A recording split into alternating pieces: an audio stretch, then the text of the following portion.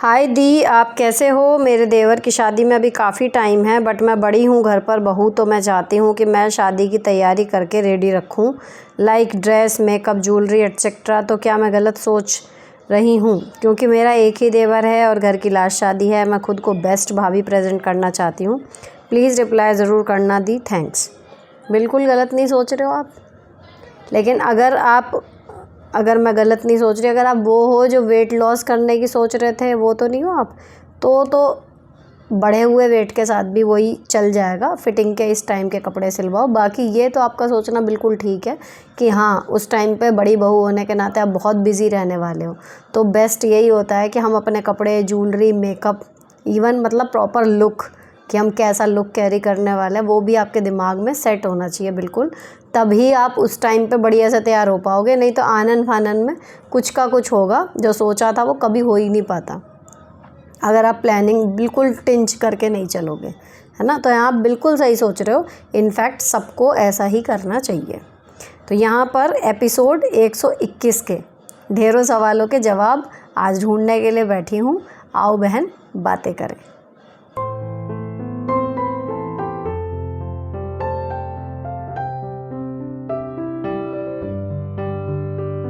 दीदी, मैं वैसे तो सबसे बात कर लेती हूँ, लेकिन ग्रुप में या फैमिली फंक्शन में सबसे अच्छे से मिलजुल नहीं पाती। जबकि उनकी बात सुनती हूँ तो लगता है इनसे ज़्यादा तो मैं उस टॉपिक पर बात कर लेती।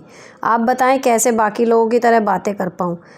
मैं स्ट्रेट फॉरवर्ड हूँ, बटर टॉक मुझे नहीं आती। आप बताएं कैसे हैंडल करूँ। कोई ज़रूरी नहीं होता हर जगह बढ़ चढ़ के बातें करना।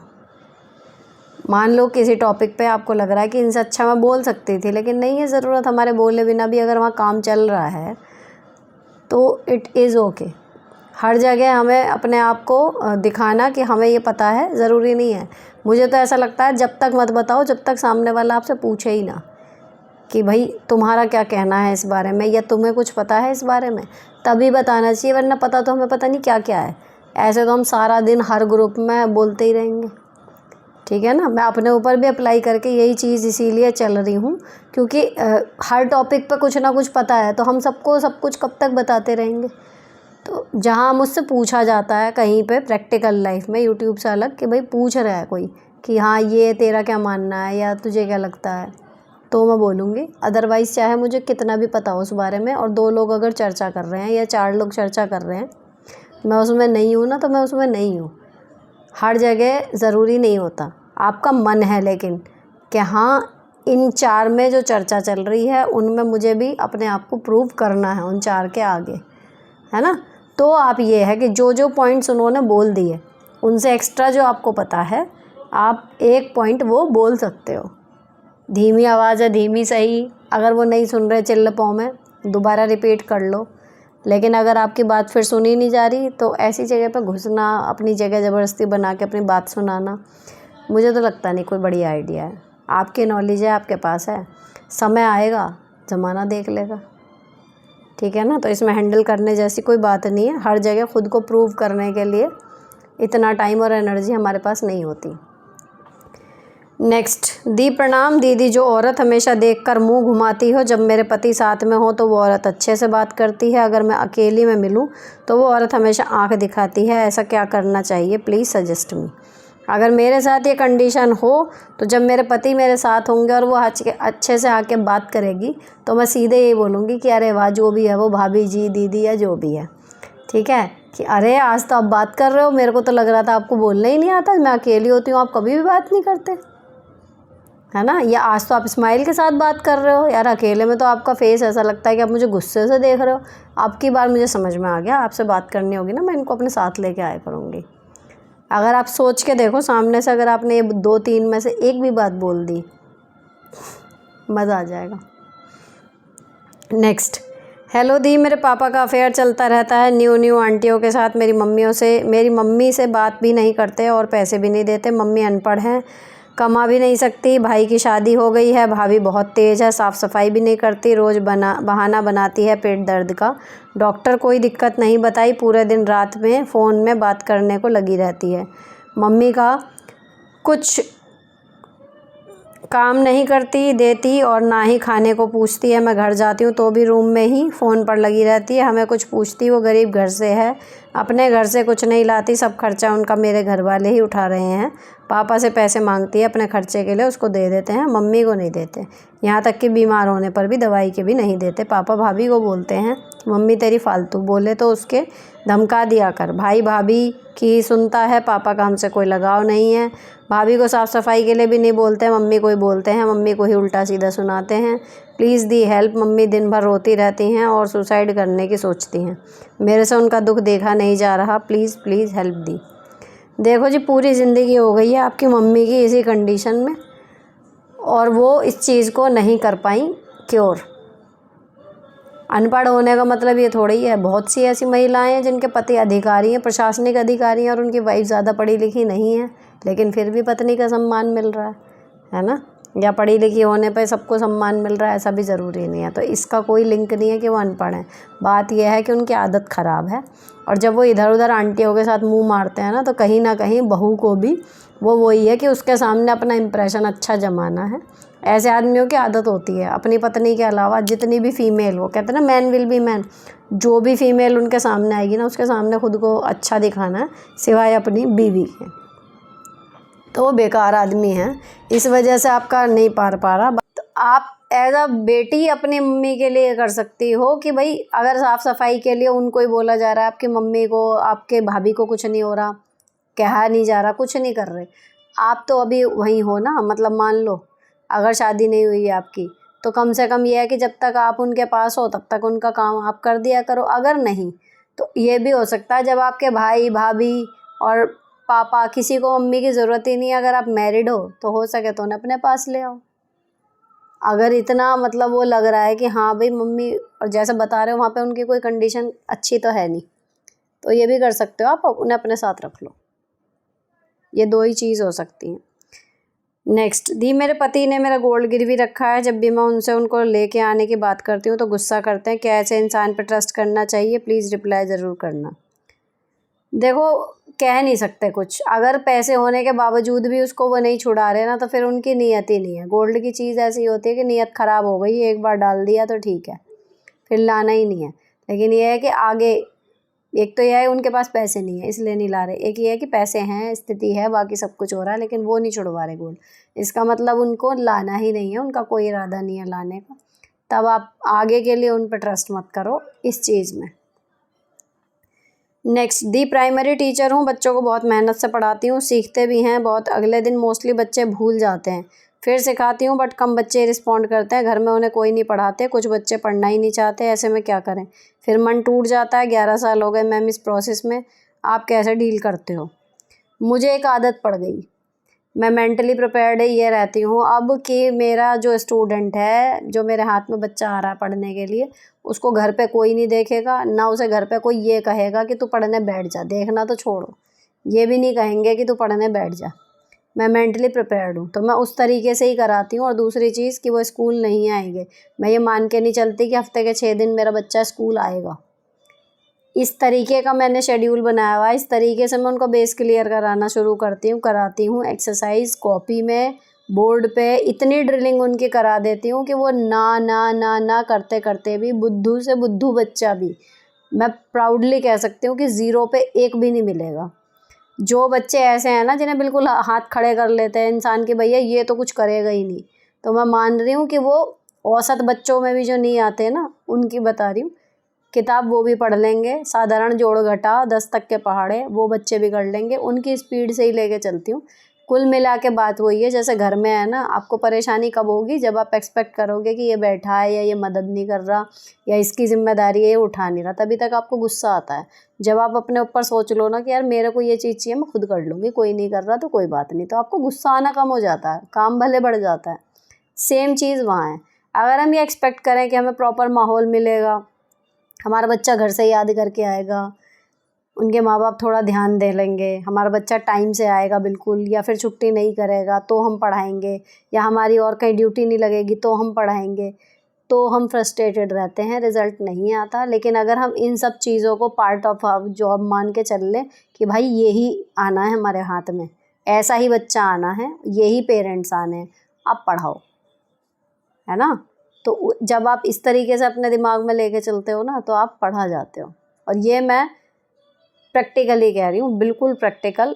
कोविड के बाद से जब मेरे ऊपर सडनली वर्कलोड बढ़ा, स्टाफ कम हुआ, उसके बाद जो मैंने मतलब करा है ना छोटी क्लासेस में, पहले मेरे पास 3rd 4th रहती थी, 1st 2nd से जब से मैंने पढ़ाना शुरू करा है ना, प्राउडली, कि टेक्निकल आप बुद्धू से बुद्धू बच्चे को, पहले मुझे भी लगता था कि ये तो बुद्धू ही है, ये तो चलेगा ही नहीं, ये तो आता ही नहीं, ये कैसे होएगा, या इसके तो घर पे नहीं देख रहे, यहाँ से क्या कितना करा लेंगे हम। नहीं, अब भी वही बच्चे हैं, लेकिन सारे चल रहे हैं। नेक्स्ट, हेलो दी, मेरी देवरानी की डिलीवरी जून में मेरे पास हुआ था। मैं अपने तरफ से 100% दी, लेकिन वो घर पर मेरी बहुत चुगली करती थी। मैं जब सास ससुर से बात करना चाही तो वो लोग मेरे से बात नहीं किए। जब उन लोगों को मेरे से बात नहीं करनी है तो क्योंकि देवरानी की बात सुनते हैं, तो मैं उन लोगों को ना ब्लॉक कर दिया नंबर, क्योंकि ससुर मेरे से बात नहीं करना चाहते थे। मैंने कई बार ट्राई किया, वही देवरानी गाँव गई थी तो सास ससुर से लड़ाई झगड़े करी है, यहाँ तक सास को मारी भी है। अब तो पता चला कि देवरानी कितनी अच्छी है। मुझे आपसे ये पूछना है, क्या मुझे ससुर से बात करनी चाहिए? नहीं, उस टाइम तो वो लोग ऐसी ऐसी बात करते थे कि मुझे बहुत ही बुरा लगा, क्योंकि मैं सब कुछ करके भी बदनाम हुई थी। देखो, वो भी एक टाइम था, ये भी एक टाइम है। अगर आपका अभी दिमाग शांत हो चुका है और आप कर सकती हैं माफ़, तो कर दें। अपने आप ना करें बात, लेकिन अगर वो करें सामने से तो आप बात कर लें। नेक्स्ट, मेरी 3 नंद हैं, वो तीनों हमेशा मुझे पीछे और मैं मुंह पे भी बुराई बोलती हैं। जब से शादी करके आई हूँ तब से वो घर आए हैं तो खाना पीना सब कुछ अच्छे से देखती हूँ, पर तभी वो मुझे बुरा बोलते हैं। मुझे सिर्फ घर में खाना बना के देने वाली जैसा बिहेव करते हैं। अभी मुझे वो आए तो कुछ भी करके देने का मन नहीं करता। मेरे हस्बैंड भी मेरे साथ बिहेव करते हैं, मैं क्या करूँ? Please reply. ऐसा खाना बनाओ जो खा के उन्हें मज़ा आ जाए। ये नहीं कि नमक झोंक दिया, मिर्च झोंक दी। बोरिंग खाना बनाओ, मतलब खा ले आदमी, पेट भरने के लिए खा ले। ऐसा बनाओ मत कि बनवा लो, मैं तो लगी पड़ी हूँ, है ना। खाना बनाने वाली मान रखा है ना, तो ऐसी बनाती हैं खाना बनाने वाली, जी लगा के नहीं बनाती। तो ऐसे ही है, ठीक है जी, मेरा काम है खाना बनाने का, इतना ही आता है। मैंने तो अपना बेस्ट दिया, बात ख़त्म। जैसे नौकरानी नहीं होती है घर की, अगर आप उनको कितना भी फोर्स कर लो, उनको जितना करना है वो उतना ही करेंगी। तो वो वाला टैक्ट उनसे अपने अंदर थोड़ा सा ग्रहण कर लो। अगर आपको एक खाना बनाने वाली जैसा रख रहे हैं ना, तो एक्ट लाइक दैट, करने दो, करो बुराई। जब खाने चाटने को खूब बढ़िया बढ़िया मिलता रहता है ना, तब भी ज़्यादा आते हैं लोग मेहमानदारी में। नहीं मिलता तो आने भी बंद हो जाते हैं। बनाएं अपने आप फिर माँ बेटी मिलके। क्या कहेंगे? यही कहेंगे ना कि इसको तो खाना भी नहीं बनाना आता। क्या करें, आया ही नहीं। नेक्स्ट, हाय दी, मैं अपनी भाभी से कैसे किसी बात से बात नहीं करती, 5 साल से ज़्यादा हो गए, बट मेरी अब मैरिज है। मैं उसने बात करूं या नहीं? बट मेरा मन नहीं करता उनसे बात करने का, बताओ करूं या नहीं? अगेन वही, माफ़ कर सकती हो तो कर दो। देखो, रिश्ते हैं ना, मेरे भी हैं, सब कुछ है, सारी बात है। एक गुस्सा आता है किसी चीज़ पे, कभी बड़ी बात होती है, कभी छोटी होती है, लेकिन हर चीज़ की एक लिमिट होती है। तो अगर कभी ऐसी कंडीशन हुई, अगर आपकी किस्मत अच्छी हुई, तो अगर सामने वाले की गलती है और वो मान लेता है, या वो बात करने के लिए एकदम तैयार है और आपका भी गुस्सा थोड़ा शांत हो चुका, तो मेरे हिसाब से फिर बात कर लेनी चाहिए उस टाइम पे। ठीक है, हो गया जो हो गया। अगर उस लंबे गैप के बाद वो चीज़ दोबारा रिपीट नहीं होने की भी गारंटी मिल गई तो भी ठीक है। अब हम बोलें ही ना तो भी एक सीन है, और अगर हम बिल्कुल भी किसी बात पे बोलना छोड़ें ही ना, तब भी है कि आपकी कुत्ते जैसी हालत हो जाती है फिर। तो एक टाइम पे ना बोलना भी पड़ता है कि भैया हमें नहीं बात करनी तुमसे, बुरा लग गया हमें। लेकिन अगर कुछ टाइम बाद, साल बाद, या एक मौका कोई ऐसा होता है, किसी का जन्मदिन है, किसी बच्चे का जन्म हुआ, या कोई गुजर गया फैमिली में, या जैसा आप बता रहे आपकी शादी है, ऐसे मौके होते हैं जब कई बार सालों से बंद बोलचाल शुरू हो जाती है। तो ये आपके लिए भी एक ओकेजन है, अगर कर सकते हो माफ़ कर लो, गलवहियाँ मत करो। मैं हमेशा यही कहती हूँ, किसी डेड पड़े रिश्ते को या कहीं से नाराज़गी के बाद दोबारा शुरू हुआ तो वो वाली बात तो नहीं आती, देखो जो पहले थी। लेकिन अगर राम सलाम दुआ ये सब भी शुरू हो गया, इट्स ओके, वो बेटर है। नेक्स्ट, दी मैं बेसिक में टीचर हूँ, अभी मेरा हेड सर का ट्रांसफ़र हो गया। मेरे साथ मेरे स्कूल में मेरी फास्ट फ्रेंड है, चार्ज उस पर आना था, लेकिन उसके हस्बैंड ने ऑफिसर से बात करके मुझे चार्ज दिला दिया। मैंने चार्ज तो ले लिया, बट मुझे ये बात बाद में मालूम चली। मैंने अपनी तरफ से हमेशा पूरी दोस्ती निभाई, उसने मेरे साथ धोखा किया, मेरे हस्बैंड की डेथ भी हो गई है। यही होती है भैया लड़कियों की दोस्ती। मैं हमेशा कहती हूँ ना, स्टाफ में स्पेशली जब क्रूशल कंडीशन आएगी ना, हर आदमी अपने को बचाएगा, दूसरे को फंसा देगा। ये भी नहीं सोचने का कि दूसरा फंसेगा, अगर मैं बचूं तो मैं अपनी कुर्बानी दे दूं, नहीं, वो अपना को बचाएगा। अगर आप उसके साथ बच सकते हैं तो दोस्ती चलती रहेगी, लेकिन अगर शर्त ये हो गई कि या तो आप फंसेंगे या तो दूसरा फंसेगा, तो आदमी अपने को बचा लेगा, दूसरा फंसता हो फंस जाए, और कितनी भी बड़ी मुसीबत में फंस जाए। ये स्टाफ की दोस्ती का नियम है। यहाँ आके स्टाफ की दोस्ती फैल जाती है। यहीं इस तरीके की ही कंडीशन हुई थी मेरे साथ, और जब से मेरे को ये सबक ज़िंदगी भर के लिए मिल गया कि भैया औरतों की दोस्ती जनरल लाइफ में भी और स्टाफ की दोस्ती कोई वैल्यू नहीं है। इससे ज़्यादा फर्जी चीज़ दुनिया में नहीं है। नेक्स्ट, हाय दी, आपने कहा जो आपके शेड्यूल को जाए और एफर्ट्स ज़्यादा ना लगे वो काम करें, बट ट्रू मेरी प्रॉब्लम ये भी है, सब कहते हैं व्रत में ऑनियन और गार्लिक नहीं खाते।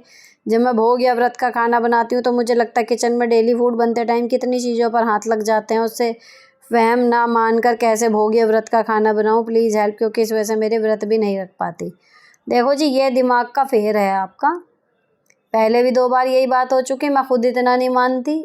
व्लॉग में इतनी बार मुझे लोग टोक देते हैं, ये करो वो करो वो करो, फिर भी मुझसे नहीं हो पाता, क्योंकि अगर मैं सबकी सुन के चलने लगी तो जितने मेरी हो रही है पूजा पाठ या नियम, वो भी मैं नहीं कर पाऊँगी। कि सब कुछ सही करना है, वो हो ही नहीं पाएगा। तो इसलिए ये आपकी लाइफ है पर्सनल, आप अपने हिसाब से जितना कर पाओ उतना करो, वहम वहम निकाल दो, भगवान को समर्पित कर दो। मैं हमेशा कहती हूँ, भगवान भावना के भूखे हैं। प्याज लहसुन को हाथ लगा रहे हो, इसको हाथ लगा रहे हो, उसको हाथ लगा रहे हो, ये सब चीज़ें करने में, और आप असली पूजा में आपका ध्यान ही नहीं रहने का। आप यही सोचते रह जाओगे मैंने साफ़ सफाई रखी नहीं रखी, रखी नहीं रखी। आप ना साफ़ सफाई रखो, मैं कह रही हूँ आप पूजा भी ना करो, लेकिन अगर आप मन में सुमिरन कर रहे हो ना, तो भगवान को वो भी जाएगा। तो आप कुछ ज़्यादा चक्कर में पड़ रहे हो इसमें। अच्छा, ये जो पीछे भी हेड वाला एक गया था ना कि फ्रेंड ने वो करवा दिया, उसमें मैं ये बोलना, एक मुझे अभी दिमाग में इसको बोलते बोलते ये चीज़ आई है। मेरे जवाब सुनने के बाद ये ना रखना मन में कि भाई ये इसने मेरे साथ ये किया, तो अब आप उससे मतलब वो रख लो मन में। देखो आपके ये चीज़ आ गई, आप उसको भूलोगे नहीं, और याद भी रखना कि एक टाइम ऐसा आया तो इसने ये चीज़ करी, लेकिन अब इसको ना इसी पे समेट के रखना। क्यों कह रही हूँ ऐसा, आपके अब दोनों लोगों का स्टाफ है, अगर आप उससे रखोगे अब मतलब कि मन में ग्रज रखोगे, तो अब आप इंचार्ज हो, है ना। आपके लिए स्कूल रन करना बहुत मुश्किल हो जाएगा। स्टाफ के साथ एक तारतम्यता बहुत ज़रूरी होती है। अगर आप इंचार्ज हो तो कई बार अपनी गलती नहीं भी होती तो भी थोड़ा सा झुक के सबको साथ लेके चलने वाली वो कंडीशन हमें करनी पड़ेगी। तो उससे किसी भी बात पे ऐसे नहीं कि जैसे पहले थे वैसे रहो। बस आपने दिमाग में ये रखो कि हाँ ऐसी क्रूशल कंडीशन आएगी तो ये बंदी ये काम करेगी, बस। तो अपनी इंचार्जशिप, क्योंकि खुद में ही अपने आप में एक बड़ी जिम्मेदारी है। दोस्ती टूटने का भी एक वो मत लेना, दोस्ती जैसी है चलती रहने दो, बस आगे से विश्वास उस लेवल तक मत करना। बाकी जैसे रहते थे, साथ खाना खाते होंगे, शॉपिंग पे जाते होंगे, जो भी करते थे, घर बाहर की बातें शेयर करते थे, वो सब करो। स्टाफ में और कोई दिक्कत नहीं है। बाकी ऑफिशियल काम में भूल जाना कि कभी भी आपको हटा के वो अपने ऊपर मुसीबत लेगी। स्लीवलेस ब्लाउज़ के बारे में बताएं, उस दिन की साड़ी पे क्वेश्चन आ रहे हैं। देखो अभी तो मेरे ज़्यादातर जो हैं वो टेलर्ड ब्लाउज़ हैं। पहले मैंने स्लीवलेस सिलवाए थे कुछ बेसिक कलर के, तो वो मेरे काम आ रहे हैं। 1-2 ऐसे हैं जिनमें स्लीव्स थी, लेकिन जब मुझे स्लीवलेस पहनने का शौक़ शुरू में चल रहा था तो फिर मैंने उनके हटा दी थी स्लीव्स और तुरपाई करके घर में कर लिया था। जैसे अभी रिसेंटली जो ग्रीन वाली पहनी है उसमें था वो इसी तरीके का। और 1-2 मैंने रेडीमेड ख़रीदे हैं क्रॉप टॉप, ठीक है। बाकी सिल्क में रेडीमेड ब्लाउज़ अमेज़ॉन पे और मिंत्रा पे मैंने देखे हुए हैं, दोनों पे सेल चल रही है। मैं मंगाऊँगी, वाइट और गोल्डन सोच रही हूँ मैं मंगाने का, तो उसमें आपका मतलब उसमें रिव्यू दूंगी मैं जस्टिफाई और ब्लेसिंग विद सुनीता वाले पे कि कैसी फिटिंग है कैसे नहीं, क्योंकि वहाँ महंगे हैं। मीशो पे 300 के अंदर अंदर या हद से 350 तक का ब्लाउज़ मिल जाएगा, लेकिन उसमें पैडेड वगैरह थोड़ा अलग तो रहते हैं, टेलर्ड वाली बात नहीं है। इसमें क्या है कि मतलब तारीफ़ हो रही है, जिन्होंने पहने हुए देखा है जिन लोगों को यूट्यूब पर ही, कि अच्छे रिव्यूज़ हैं उसके, तो फिर मैं मंगा के देखूँगी, अगर अच्छा आया तो मैं आपके साथ ज़रूर शेयर करूँगी।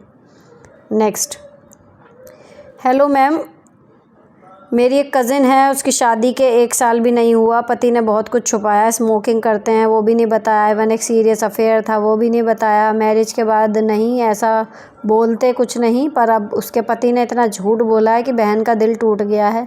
क्या करें, अब भरोसा कैसे करें?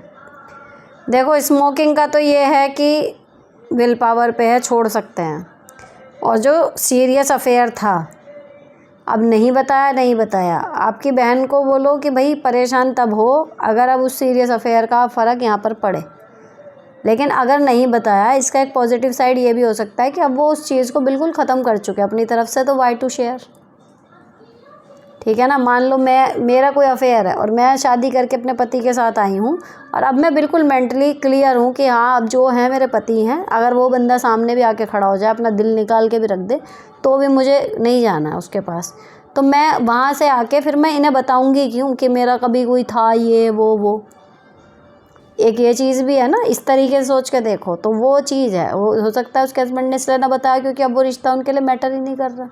रही बात स्मोकिंग की, तो वो कई बार नहीं बताते लोग कि शादी टूट जाएगी है, वो है ना। तो बात यह है कि परेशान तब हो जब अब ये चीज़ें अब उसके आगे आएँ, परेशानी करें, तब है कि भाई थोड़ा सोचना पड़ेगा कि कैसे।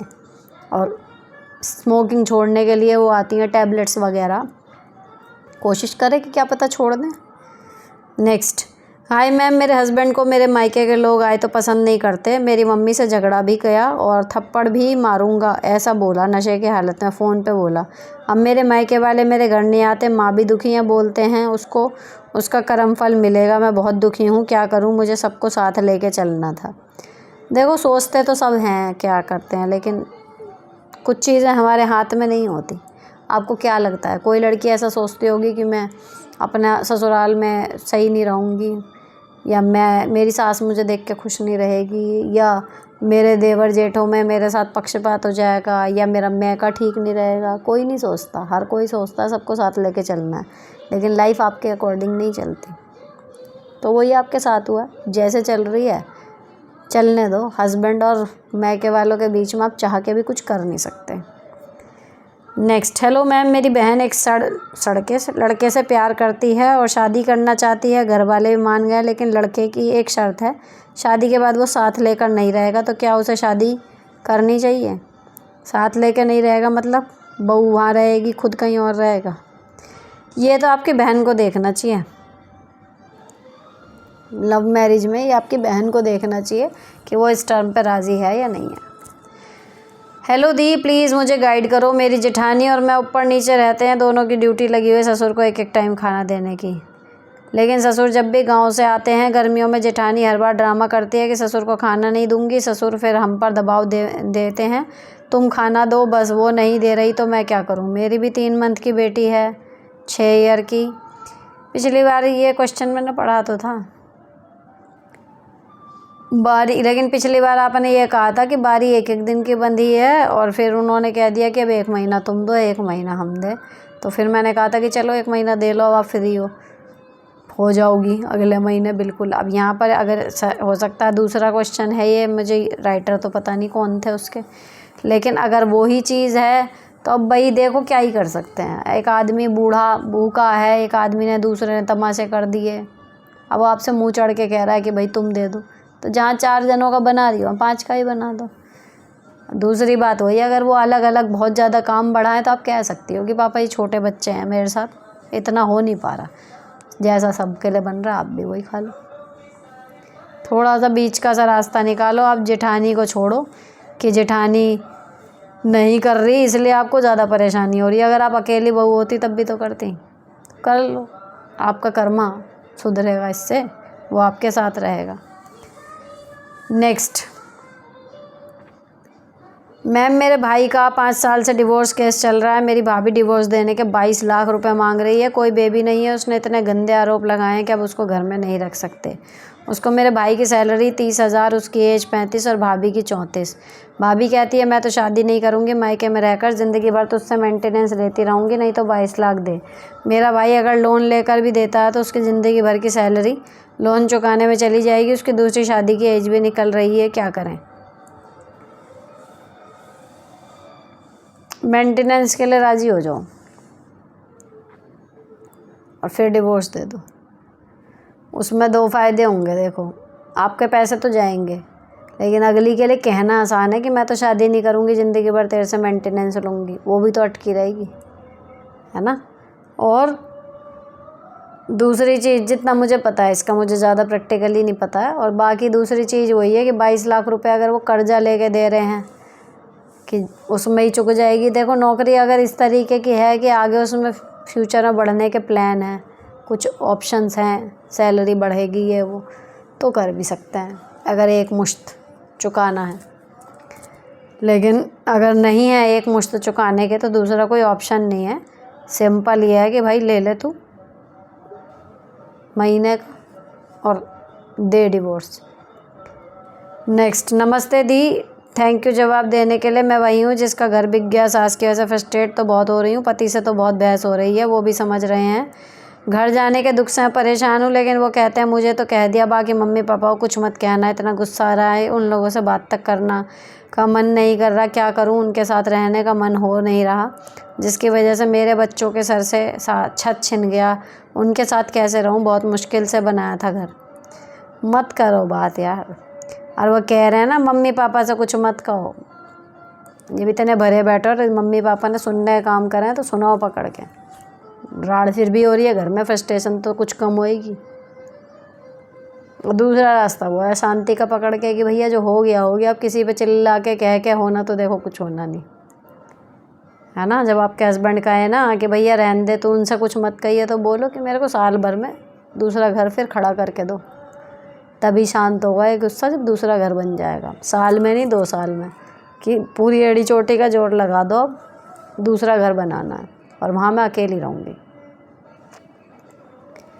नेक्स्ट, हेलो दी, मामा अर्थ पर सेल कब आएगी? पता नहीं, ऐसे तो नहीं पता, लेकिन जब आएगी मैं शेयर कर देती हूँ तुरंत, क्योंकि फ़ायदा उसमें है काफ़ी। और आपने मामा अर्थ की लिपस्टिक का कलर नेम बताना। ट्यूलिप मजेंटा, जो सबसे ज़्यादा मैं लगाती हूँ। इनफैक्ट अभी भी वही लगाई हुई है, पता नहीं कैसा इसमें दिख रहा हो कलर। नेक्स्ट, मैं ट्यूशन करती हूँ, घर पे खर्च चलाती हूँ। पहले जॉब करती थी, लेकिन इनकम 1/3 हो गई है। हस्बैंड कुछ भी नहीं करते, बल्कि सोशल सर्विस में लगे रहते हैं। लोग उनको यूज़ करते हैं, तारीफ़ करते हैं, लेकिन घर कहाँ चलता है तारीफ़ से। लोग जॉब ऑफ़र करते हैं, लेकिन कोई ना कोई रीज़न बनाकर टाल देते हैं। मैं 55 की हो गई हूँ, घर का सब काम अब नहीं होता। बर्तन झाड़ू पोछे के लिए मेड है, बट मैं बहुत फ्रस्ट्रेटेड होती हूँ। पूरा टाइम सोते या मोबाइल या फ्रेंड्स के साथ घूमना फिरना। कुछ बोलो तो लाइफ को एंड करने की बात। What to do, please guide. सोच लो बहन, वो है ही नहीं, क्योंकि ना करते भी देखो जैसा भी है, साथ तो है आपके कोई, है ना। आप ये मान के चलोगे वो है ही नहीं, मुझे ही घर खर्च चलाना, जितने भी पैसे हैं। तो बात वही है, काम उतना ही करोगी लेकिन फ्रस्ट्रेशन नहीं होएगी। अब ये है कि ऐसे आदमी के साथ मन तो देखो मिलता नहीं, लेकिन फिर भी ना भी मिले, ना होने से घर में है तो कोई। नेक्स्ट, दी मेरी जेठानी है, वो खुद कोई काम नहीं करती, कभी और रिलेटिव से फ़ोन पर मेरे बारे में बोलती है जो वो खुद करती है। हम घर का सारा काम करते हैं, अपनी बेटी को संभालते हैं, पढ़ाई भी करते हैं, पर सास जेठानी से कभी कुछ नहीं कहती, बल्कि उसके दूसरे घर में अकेले रहने को छोड़ देती है। भैया सासों का पता नहीं चलता क्यों, एक इतनी बुरी और एक इतनी वो। मुझे वही मैंने एक बार बताया भी था इसमें, मुझे लगता है जो उनको लगता है ना सास को कि वो ज़्यादा ऊपर की चीज़ है, वो उसको थोड़ा इन्फीरियरिटी हो जाती है। और जो निकम्मी होती है थोड़ी सी बहू, वो लगता है उनके लेवल की सी है, वो उनके साथ अपना गुटबाजी करती हैं। और जो लगती है उनसे बेटर है हर चीज़ में, तो वो उसके एंटी हो जाती हैं। अब आप कह रहे हो ना, आप घर भी संभालते हो, बच्चा भी, पढ़ाई भी करते हो, उन दोनों को वही लगता होगा कि भैया ये तो सब कर लेती है, वो एक जेलसी वाला फैक्टर बढ़ जाता होगा।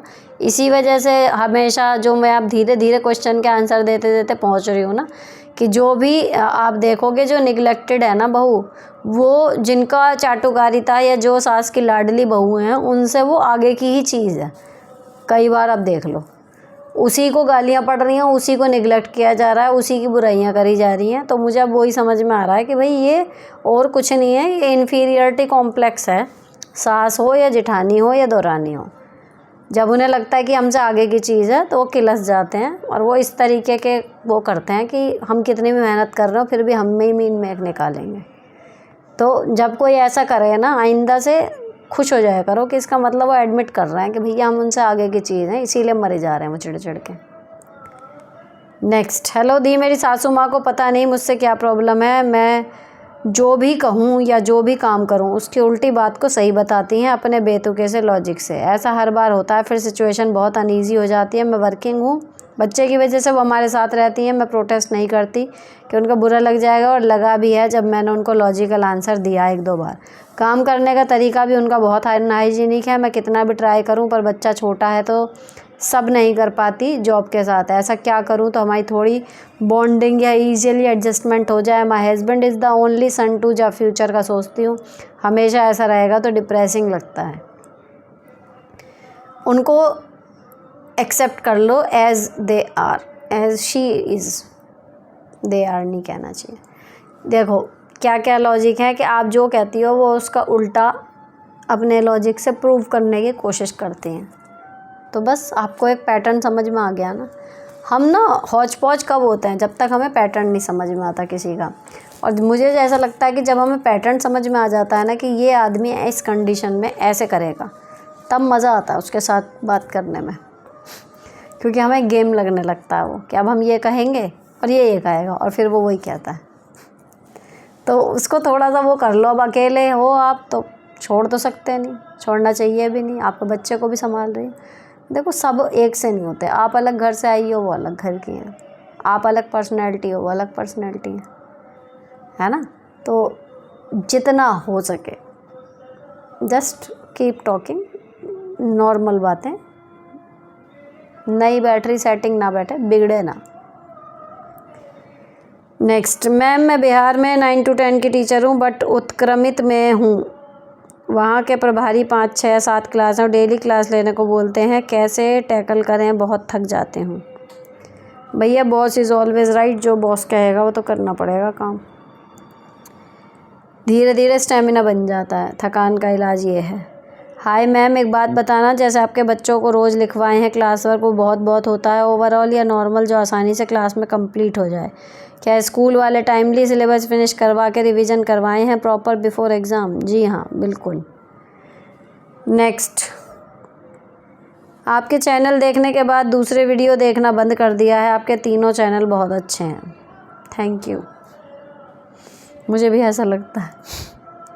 हेलो मैम, कहा जाता है कि जब लड़ाई हो तो शांत रहो, बाद में हस्बैंड का मूड देखकर बात करो, लेकिन मैं जितनी बार भी इनका अच्छा मूड देखकर बात करती हूँ पहले से भी और गुस्सा करते हैं और बातें सुना देते हैं। देख के लगेगा कि हाँ अभी अपनी गलती मानेंगे या कम से कम ये तो कह ही देंगे हाँ तुम भी गलत नहीं थी, लेकिन नहीं, झट से मूड लड़ाई वाला कर लेते हैं और फिर बातें सुना देते हैं, अपनी तो कोई गलती नहीं मानते। मेरी अगर पहले 4 बताई थी गलती, अगली बार 4 और बता देंगे बेवजह। क्या करें ऐसे में? उनसे उम्मीद ही मत करो ना कि गलती मानेंगे या कुछ। होते हैं इस तरीके के आदमी, जैसा आप बता रही हो, रियलिटी में इस तरीके के आदमी होते हैं। तो बात ये है फिर उनसे कि भैया झगड़ा हो गया, उसी टाइम जो बोलना था बोल लिया, आपने भी उन्होंने भी, उसके बाद मूड अच्छा हो सही हो, उस पॉइंट को दोबारा उठाओ मत, सिंपल। और कोई ऐसी चीज़ है जिसकी आपको परमिशन चाहिए या जिसमें उनका रिएक्शन आना है, तो जब उनका मूड ठीक हो, है ना, तो एकदम नहीं। हम लोग पता नहीं आप समझोगे, मतलब देखो हम ना दिमाग में एक चीज़ लिए बैठे हुए हैं कि हमें ये बात करनी है, अभी इनका मूड सही नहीं है, अभी इनका मूड सही नहीं है।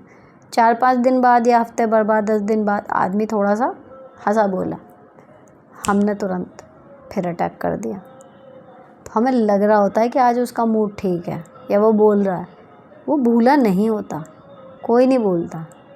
मान लो आपको किसी ने गाली दी, आपको किसी ने थप्पड़ मारा, या आपके पीहर वालों को आपके पति ने कुछ उल्टा सीधा गालियाँ दे दी, है ना, आप बहुत तेज़ गुस्सा हो गई।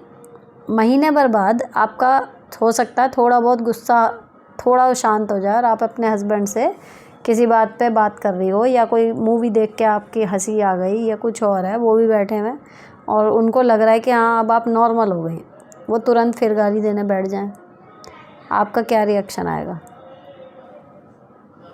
आएगा ना कि मतलब पिछली बार का भूल ही नहीं, ने फिर वही काम कर दिया। सेम अगर वो बात छोड़ सकते हो ना जिस पे झगड़ा हुआ है, किसी रिलेटिव से जुड़ी हुई होगी, कोई आइटम घर में लाने की होगी, कुछ भी होगी, जो भी है, उस चीज़ को अगर एक बार बात ख़राब हो चुकी, उस पर झगड़ा हो चुका, तो मेरी सलाह तो यही है, अगर बहुत ज़रूरी नहीं है ना तो उस चीज़ को दोबारा छेड़ो ही मत।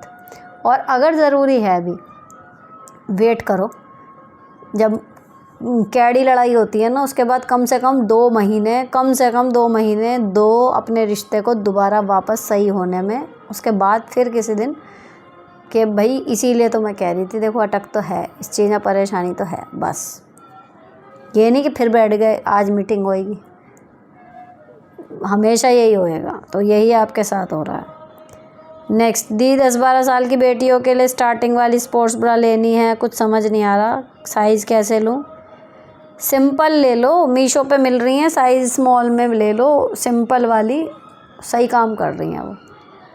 क्योंकि अगर आप किसी ब्रांड में जाओगे तो फिर उसमें मेज़रमेंट देते हैं, उससे नाप के ले लो साइज़, कमर वगैरह का बस्ट साइज़ का नाप के ले रहे हैं। लेकिन अगर मीशो पे भी लेंगे, मैंने दोनों जगह से ट्राई करी है, तो मीशो की भी ठीक है और स्मॉल साइज़ है, सिंपल, और बस सही चल रहा उसमें काम।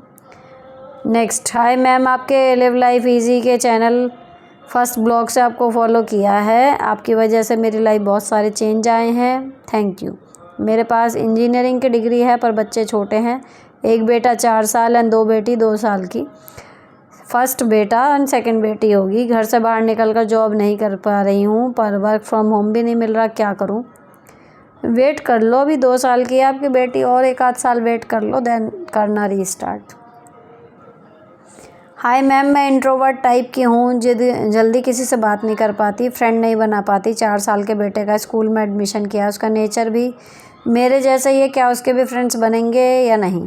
बहुत दिनों सोच रही थी कमेंट करूं, लेकिन आपकी बातों से हमेशा मुझे मेरे आंसर मिले हैं। God bless you Aarohi, Aaradhya and family.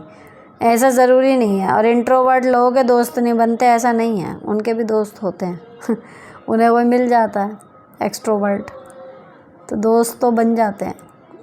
बाकी स्कूल जाएगा, पर्सनैलिटी उसकी टीचर कैसी है, किसके बच्चे के पास वो बैठेगा, बहुत हद तक काफ़ी चीज़ें, ज़रूरी नहीं है कि आप इंट्रोवर्ट हैं, आपका बच्चा भी इंट्रोवर्ट है तो वो स्कूल में भी वैसे ही रहेगा, पर्सनैलिटी चेंज हो जाती हैं।